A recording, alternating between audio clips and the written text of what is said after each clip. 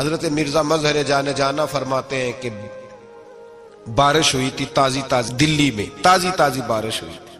ایک بابا لکڑی کے جوتے پہنے کھڑا ہوں، اللہ اللہ اللہ، اسی کسے دے کچھ بھی نہیں لگ دے، نہ کوئی ساڈا دردی. بابا مست ہو کے جا رہا، اللہ اللہ کرتا جا رہا. ایک طوائف اپنے کوٹھے سے اتر کے تو سیڑھیوں پہ بیٹھی تھی، ساتھ اس کا یار بھی بیٹھا تھا. بابا اپنی مستی میں جا رہا تو بابا جی کے پیروں سے کچھ مٹی اڑی تو اس عورت کے کپڑوں پہ پڑ گئی. پرواہ ہی نہیں، بزرگ گزر رہے. وہ یار اس کا دوڑا ہوا آیا، اس نے آ کے تھپڑ مارا. کا خیال نہیں سارے اس کے کپڑے آلودہ کر دیے، تو کدھر تیرا دماغ نہیں ٹھیک؟ بابے نے نظر اٹھائی، کہا بیٹے میں نے دیکھا نہیں، چل اللہ تیرا بھلا کرے، تو نے بدلہ لے لیا. بابا جی چپ کر کے وَإِذَا خَاطَبَهُمُ الْجَاهِلُونَ قَالُوا السَّلَامَ، چپ کر کے گزر گئے. ٹھنڈ کا موسم تھا، بارش تازہ ہوئی تھی، حلوائی دودھ کاڑ رہا تھا. اس نے بٹھایا بابا جی کو پھٹے پہ، پیالہ پکڑا، دوڑ کے آگے بڑھا. بزرگ آ گئے، آئیے بیٹھیے. دودھ کا گرم گرم پیالہ شکر ڈال کے دیا. بابا جی نے دودھ پیا، پھر نظر جھکی، پھر رنگ بدلا.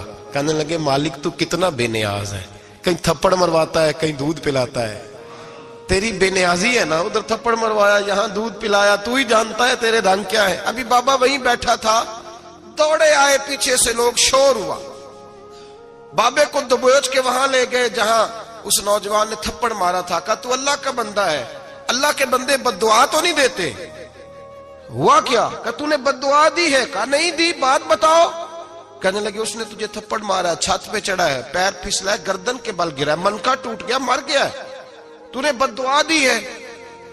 بابا جی کہنے لگے یار میں نے تو دوسرا لفظ بھی نہیں کہا، بھلا ہو کہہ کے گزرا ہوں، میں نے نہیں بد دعا دی. کہا تو نے دی ہے تبھی تو مر گیا. کہا نہیں دی.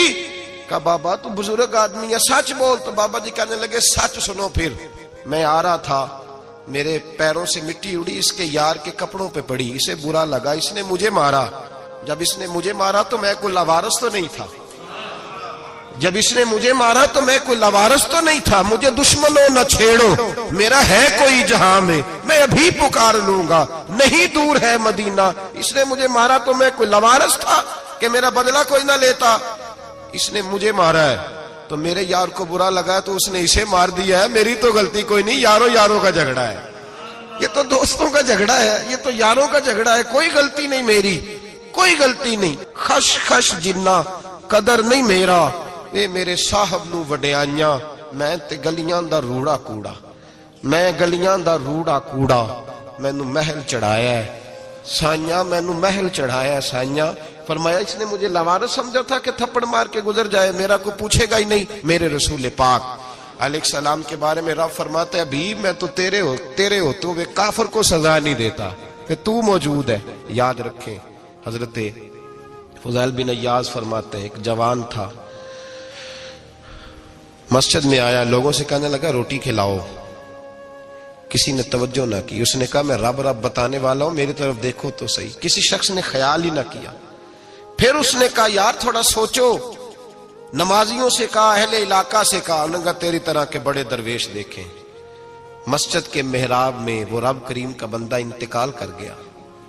جب فوت ہو گیا نا، لوگوں کا مزاج ہے بیمار کو دوائی نہیں دیتے، جنازے پہ وقت پہ پہنچ جاتے. جب کوئی گر رہا ہوتا ہے تو سہارا کوئی نہیں دیتا، جب کوئی گر جاتا ہے، ٹانگ ٹوٹ جاتی ہے تو تیمارداری کو زمانہ پہنچ جاتا ہے.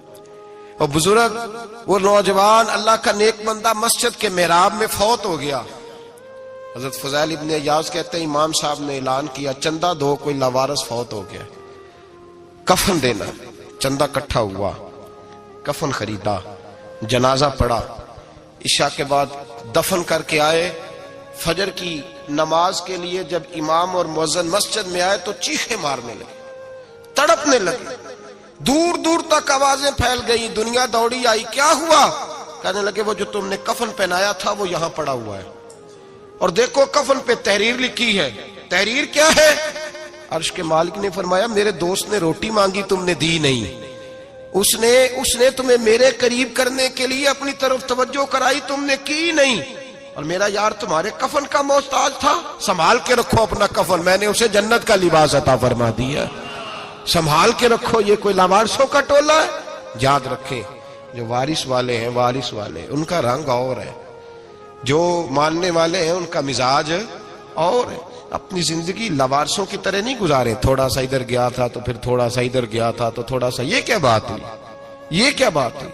اپنے آپ کو، اپنی نسبت کو، اپنے عقیدے کو مضبوط رکھیں۔ 1 انچ کے لیے اعلیٰ حضرت فاضل بریلوی رحمت اللہ علیہ کے مکان کی دیوار گر گئی، ایک کونا مکان کا، آپ جانتے ہیں پرانی دیواریں چھوٹی ہوتی تھی اور بارشوں میں اکثر گھروں کی دیواریں گری ہوئی ہوتی تھی، ایک سائیڈ کی دیوار گر گئی تو اس کونے میں ہندوؤں کا گھر تھا۔